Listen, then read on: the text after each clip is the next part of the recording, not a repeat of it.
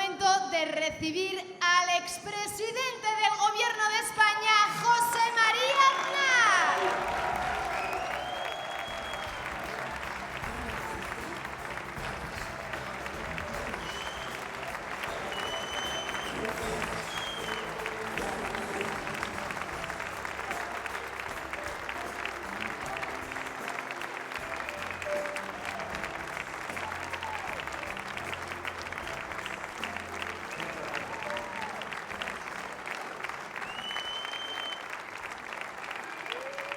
Queridas amigas y amigos, muy buenas tardes a todos. Muchísimas gracias por estar aquí, por estar esta tarde aquí en Alcobendas, en San Sebastián de los Reyes. Muchas gracias, querida Isabel, querida Presidenta de la Comunidad de Madrid, y queridas candidatas. Para mí es un placer estar aquí. Muchísimas gracias por invitarme. Yo estoy haciendo lo que puedo en esta campaña electoral, lo que me han pedido que haga, y me pidieron que estuviera por aquí y aquí estoy. Y aquí estoy. Y con muchas ganas, es decir, supongo que a mí me pueden ganar a pocas cosas, pero a ganas no. Entonces yo tendré muchas ganas de felicitar a Isabel Díaz Ayuso cuando gane por mayoría la Comunidad de Madrid, y tendré muchas ganas de felicitar a Rocío y a Lucía cuando ganen por mayoría también Alcobendas y San Sebastián de los Reyes.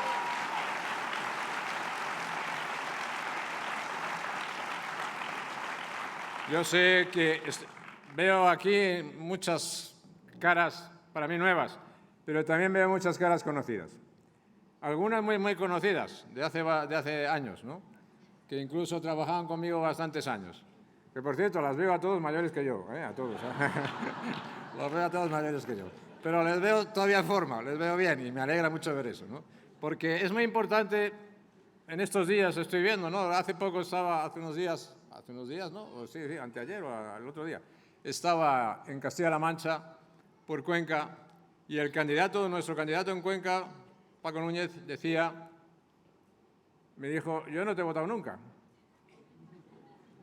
Y yo le decía, pues no sabes lo que te has perdido, que te perdiste, pero la verdad es que te lo perdonamos, porque claro, si no puedes votar por razón de edad, ¿cómo no te lo vamos a perdonar? Pero lo que es más importante es que luego fui a Murcia, donde estuve ayer, por segunda vez en 15 días. Y porque allí los murcianos, la verdad, son personas muy amables y me aprecian mucho, ¿no? Y entonces, allí he estado varias veces. Y nuestro candidato allí, Fernando López Miras, el actual presidente, me decía, yo no te he votado nunca.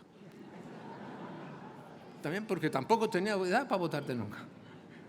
Entonces, es muy bueno, yo decía, es muy bueno que uno pueda darse cuenta que después de un trabajo, después de un esfuerzo, después de años, después de pasar el testigo, hay personas que no te pudieron votar, jóvenes que no te pudieron votar, que recogen el testigo y defienden las mismas ideas, los mismos valores, los mismos principios, todo lo que ha hecho grande al Partido Popular y todo lo que hizo grande al Partido Popular e importante en España, en nuestro país. Y ahora, al ver personas veteranas también, pues es una gran alegría que las personas veteranas sigan defendiendo las mismas ideas, los mismos proyectos, las mismas ambiciones para España. Y al final, que juntos en Madrid, que hoy es expresión de libertad, y hoy sabemos que decir en España libertad es decir Madrid, y es decir Isabel Díaz Ayuso, pues recordemos los que no pudieron votar entonces y recibieron el testigo, los que contribuyeron a dar el testigo, y están aquí muchos de ellos también, recordemos que el Partido Popular, como yo digo siempre, fue ideado, fue concebido y fue parido para defender la libertad y para defender España, y nada más.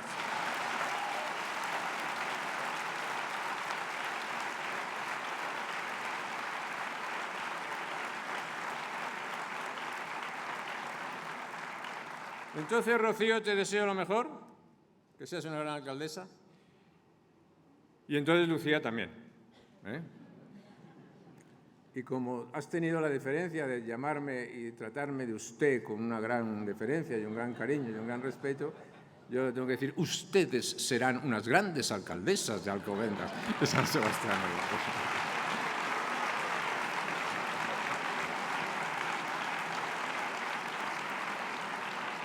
Ahora vamos a decir, una de las razones importantes por las que yo estoy participando en esta campaña electoral es porque, si yo tengo que decir, realmente me preocupa la situación de nuestro país, me preocupa la situación de España, me preocupa lo que está pasando y, naturalmente, me preocupa lo que puede pasar en el futuro. Lo he explicado en distintos sitios y no quiero alargarme mucho, pero sí quisiera resumirlo de una manera muy clara. Yo siempre digo que el principal problema que tiene España es una cosa que se llama, desgraciadamente, que se llama separatismo.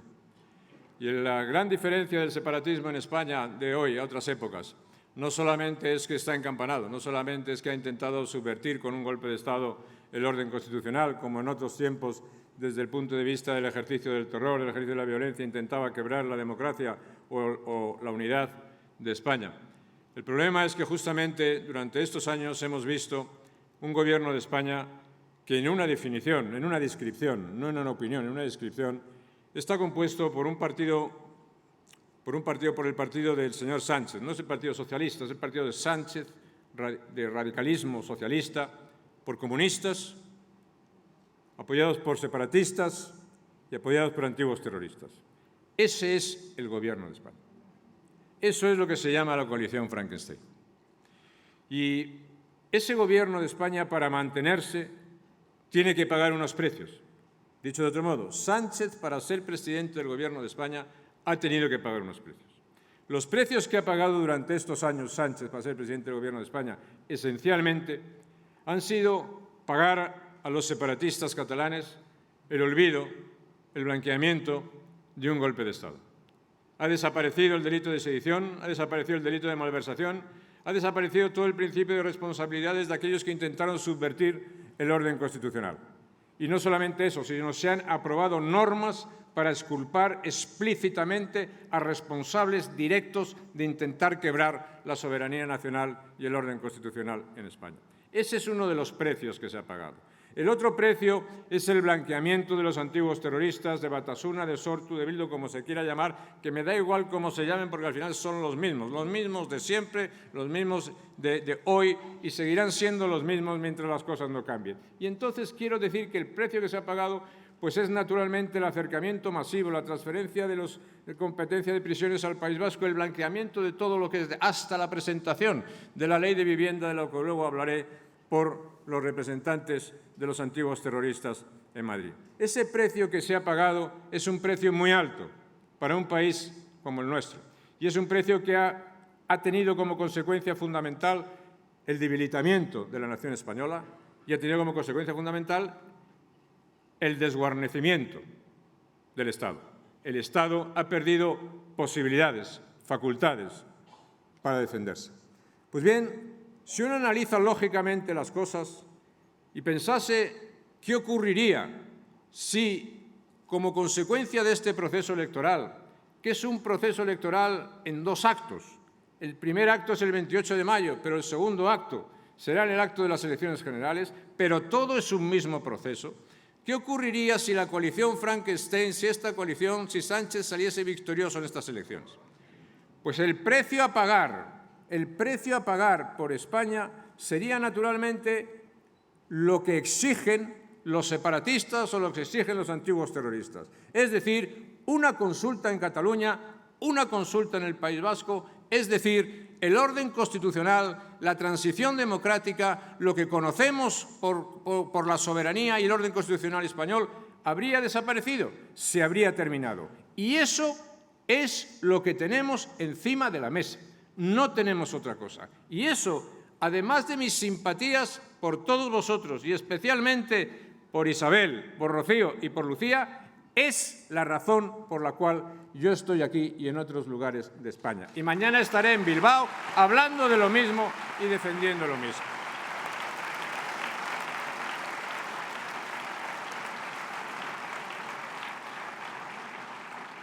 Podría dedicar, como podéis imaginar, mucho tiempo a hablar y contar muchas cosas y muchas historias, hablado del tema de la lucha antiterrorista y a salir al paso de muchas de las cosas que se han dicho estos días. Pero yo quiero concentrarme en lo esencial. Y hay algunas personas que antes se ha citado, como es el caso de Marimar Blanco, que está aquí, pues a la cual recuerdo y aprecio especialmente. Pero yo quiero decir una cosa muy sencilla. La pregunta fundamental es por qué Sánchez y su partido insisten y pactan con ETA, con Bildu, con Batasuna. Esa es la pregunta esencial. Y esa es la pregunta que tenemos que seguir haciendo, aunque sabemos la contestación. Sánchez tiene que pactar con los separatistas y tiene que pactar con los antiguos terroristas, porque si no, no es presidente. No tiene la más mínima posibilidad de ser presidente. Y tiene que hacerlo para tener alguna posibilidad. No es ya una cuestión de intentar blanquear, que también. No es ya la cuestión de intentar olvidar la historia, que también. No es tanto la cuestión de intentar contar las historias de otra manera o de acusar al Partido Popular de los cinturones sanitarios. No, no, no, no, no. Es una cuestión de poder. Y cuando se pacta con separatistas y cuando se pacta con antiguos terroristas para estar en el poder, quiere decir eso, que se está dispuesto a pagar el precio que sea para seguir en el gobierno, para seguir en el poder. Aunque sea el precio del orden constitucional, aunque sea el precio de la soberanía nacional. Y eso, naturalmente, es una cuestión que no podemos aceptar nosotros. Y ahora estamos a poco tiempo ya de las decisiones del 28 de mayo, del domingo próximo, donde tenemos que votar. Cualquier persona pública, yo lo sé, evidentemente, pues tiene sus partidarios y sus detractores. A veces puede alguien decir, con un punto de presunción lo dices. Pues igual con un punto de presunción lo dices. No voy a negar mis defectos, y eso a lo mejor lo tengo. Pero las personas que han tenido algún cargo de relevancia y que han tenido una cierta repercusión en sus actos, pueden tener eso. Gente que les quiere más, gente que les quiere menos, más simpatizantes, menos simpatizantes, pero no dejan a la gente indiferente. Una de las cosas que a mí siempre he escuchado que generalmente se me reconoce es una. Al menos digo una. Y como es una, digo, doy las gracias por esa, ¿no? Porque otras pueden ser más discutidas. Y esa una es que me dicen, usted, tú, prestaste un buen servicio a la democracia española y prestaste un buen servicio a España cuando uniste todo lo que estaba a la derecha de la izquierda. Y es verdad, cuando se unió todo lo que estaba a la derecha de la izquierda, el Partido Popular se convirtió en un pilar esencial de la democracia española. Se convirtió en un pilar esencial de la Constitución española. Se convirtió en una garantía de estabilidad, se convirtió en una garantía de seguridad, pero sobre todo también, como tuvo posibilidades de ganar, como se convirtió en un partido ganador, se convirtió en la expresión del progreso, de la prosperidad, de la ambición de España. Eso significa la unión. Hay cosas que han cambiado mucho en unos años y en otros años. Hay unas grandes revoluciones, grandes cambios demográficos, tecnológicos, de todo tipo. Pero hay cosas que siguen siendo las mismas, porque al final las sociedades viven en un sistema de valores. Los países coexisten basados en un sistema de valores. Y siempre se ha dicho, y es verdad, que la unión hace la fuerza, que la unidad hace la fuerza. Y ahora, yo, que todavía oigo y escucho y leo a mis clásicos, recuerdo haber leído, obviamente, cuando don Antonio Cánovas del Castillo nos decía a todos, todas las políticas que no son posibles son mentira. Y yo quiero decir, todos los votos que no son útiles van a la papelera porque hacen imposible una España mejor y una España viable, que es lo que tenemos que construir.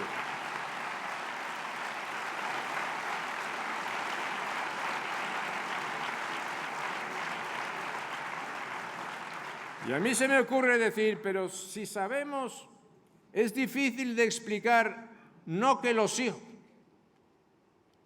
hijos de la guerra en España fueron capaces de perdonarse y de juntarse y de mirar hacia el futuro.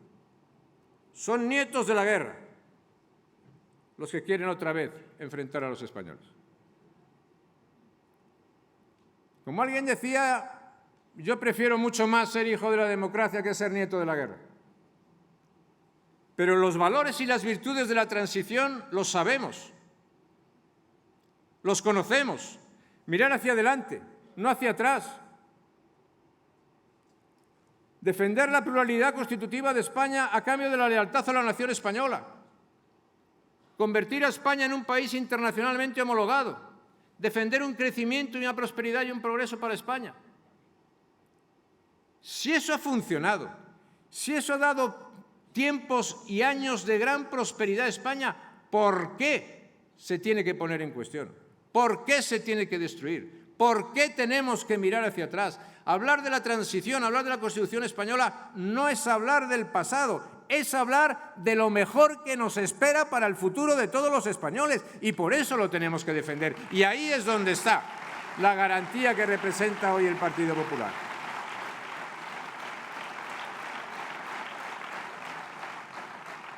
¿Quién va a representar hoy en España una garantía constitucional y de estabilidad democrática si no es el Partido Popular? ¿Los que la ponen en cuestión? ¿Los que pactan con separatistas?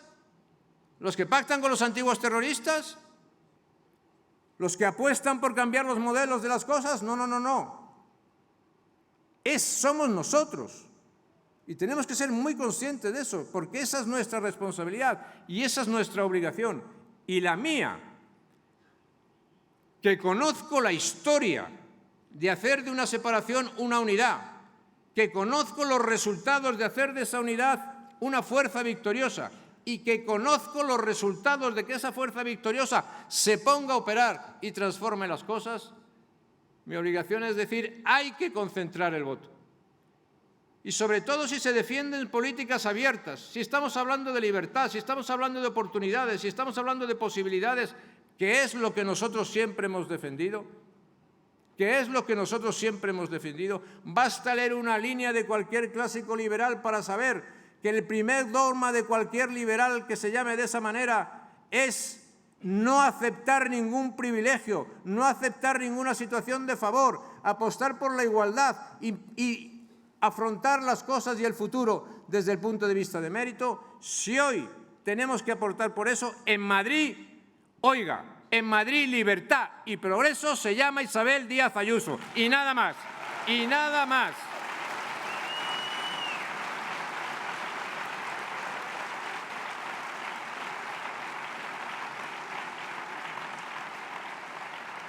Bueno, pues si eso es lo que nos jugamos, yo quiero decirlo. Esa es la razón por la que en gran medida yo estoy participando en estos actos, porque me siento obligado por ello, por esta situación de España.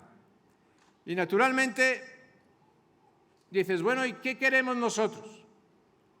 Yo no quiero un país fragmentado, dividido. España no es un residuo. Tampoco es un puzzle, ni va a ser una federación, ni una confederación, ni una nación de naciones. España es una nación de ciudadanos libres e iguales, todos libres y todos iguales, pero una nación soberana. Y por eso tenemos que dedicarnos a fortalecer las instituciones y no a debilitar las instituciones. Un país es tanto más fuerte cuanto sus instituciones son más fuertes, cuanto su Estado de Derecho funciona mejor. Fortalezcamos las instituciones. Las instituciones no están para ocuparlas, no están para tocarlas, no están para manosearlas, no están para intentar quedarse con ellas, no están para debilitarlas, están para hacer a las naciones más fuertes. Y eso nos hace a todos más fuertes. Fortalezcamos eso. Cuando ganemos las elecciones, ahora, el 28 de mayo, y luego las elecciones generales, lo que tengamos que derogar, hay que derogarlo. Hay que derogarlo, sin duda. Lo que tengamos que derogar, hay que derogarlo.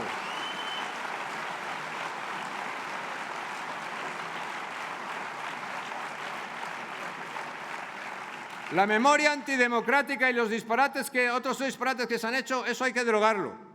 Y luego hay que restablecer normas esenciales. Hay que restablecer el delito de sedición, el de malversación, el delito por incumplir las leyes, el delito por convocar un referéndum ilegal. Todas esas cosas hay que poner. El Estado de Derecho tiene que funcionar y el ciudadano tiene que saber que funciona el Estado de Derecho. Claro que también tenemos que decir muy claramente que nuestra soberanía no se fracciona. La soberanía nacional reside en el pueblo español, solo en el pueblo español y nada más que en el pueblo español. Y quien enfrente a eso, quien lo quiera quebrar, que se encuentre con un Estado que es capaz de defenderse, porque las democracias, las naciones y los Estados tienen derecho a defenderse de aquellos que las quieren romper.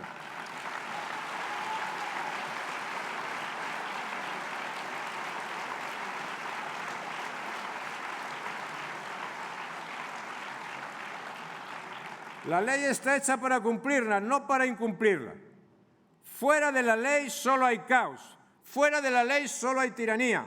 Y los más jóvenes deben saber qué es la ley la que garantiza la oportunidad y qué es la ley la que garantiza el progreso. Y que fuera de la ley, efectivamente, no hay nada. Mirad ahora, y os quiero poner dos ejemplos breves. Uno, el relativo a la educación. Y otro relativo a la vivienda. Acabo de decir lo que nunca se debe decir en un discurso, que voy a decir dos cosas, porque luego salen tres o cuatro, o sale una, pero me lo recordáis, luego si no, la vivienda y la educación. La ley de vivienda que se ha aprobado no está hecha para favorecer la vivienda. Leía yo viniendo para acá que en Alemania y en Francia se construyen el doble de viviendas que en España. Y recordaba que cuando Lucía, con tanto respeto, me decía usted hizo, pues en aquellos años España construía más viviendas que Francia, que Alemania, que Inglaterra y que Italia juntas. Juntas. Bueno. Pero ¿qué ley, qué Estado de Derecho es este en el cual se dice, oiga, si usted es propietario de una vivienda y llegan unos y se meten en su casa y se la ocupan, usted lo que tiene que hacer es demostrarle, ir a un juez y le dice al juez, creo que estos tienen interés o intención de quedarse establemente en mi casa. Y el juez a lo mejor te cree o no. Pero si te cree y te da la razón, tú tienes que ser muy cortés y muy amable. Y entonces tienes que enviar una notificación a los que están en tu casa que les diga, les notifico que el día 7 a las 12 se tienen ustedes que ir de mi casa. Entre tanto, los que están en tu casa te han comunicado que te van a destrozar la casa. Y que si les echas de la casa, te van a perseguir toda tu vida.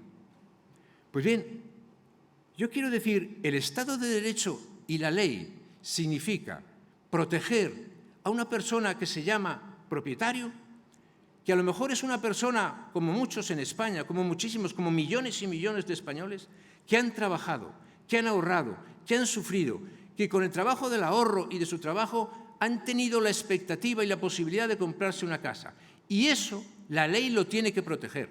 Y la diferencia entre un propietario que tiene sus derechos y que se ha esforzado en conseguir eso que tiene ahora es que la ley le protege. Es la diferencia entre alguien que respeta la ley y aquellos que se pasan la ley por donde quieran y que no entienden lo que es la ley. Eso es el Estado de Derecho para que funcione. Y el segundo ejemplo de lo que es la ley, os digo sinceramente lo que es la educación, y yo lo digo. Yo soy partidario de la meritocracia.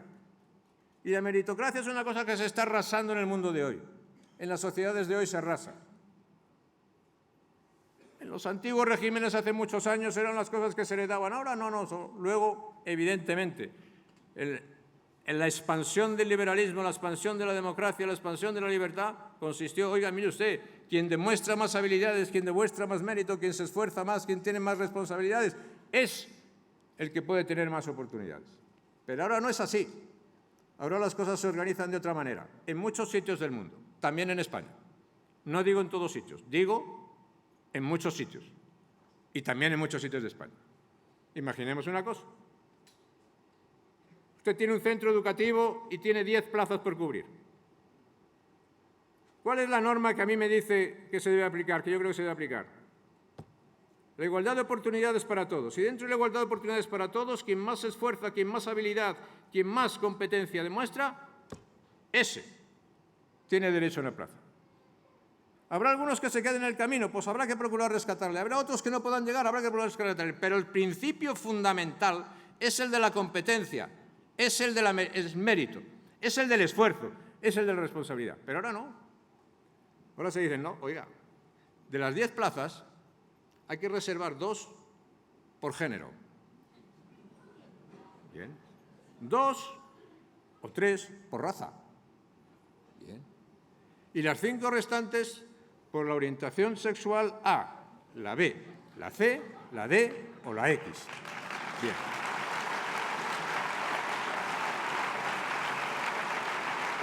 ¿Cuántas plazas quedan? ¿Cuántas plazas quedan? 0.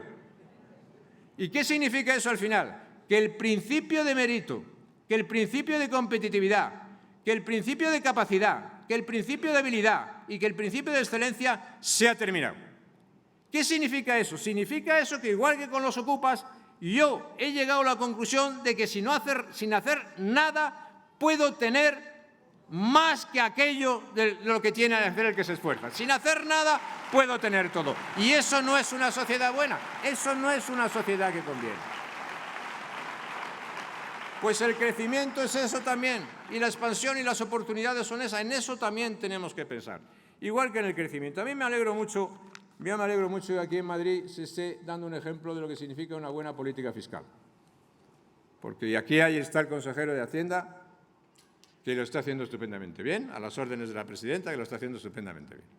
Y en Madrid es un ejemplo de cómo se explica que bajando los impuestos o con una fiscalidad menor se puede crecer más, se puede recaudar más, se puede hacer las cosas mejor. El otro día un candidato socialista decía no sé dónde, un candidato socialista de no sé dónde decía en no sé dónde, pero lo decía. Decía, yo no entiendo que se haga una campaña electoral pidiendo que se bajen los impuestos. Y yo, pues si eres socialista, ¿cómo lo vas a entender? No vas a entender nada. Es imposible que lo entiendas. Pero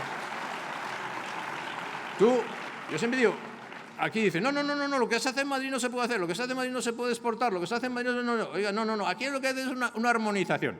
Oye, yo que sé algo de eso, cuando oigas a un socialista decir que quiere armonizar los impuestos, es que te quiere meter la mano en el bolsillo directamente. Y no en uno, sino en los dos. Si tienes 2, en los 2. Bueno, pues cuidado. El modelo de Madrid ha funcionado. Y yo recuerdo, y aquí hay una antigua ministra como Isabel Tocino, nosotros fuimos el único gobierno de España que ha bajado los impuestos 2 veces. 2 veces el impuesto sobre la renta, suprimimos otro, pero el impuesto sobre la renta 2 veces lo bajamos. Y recaudamos más.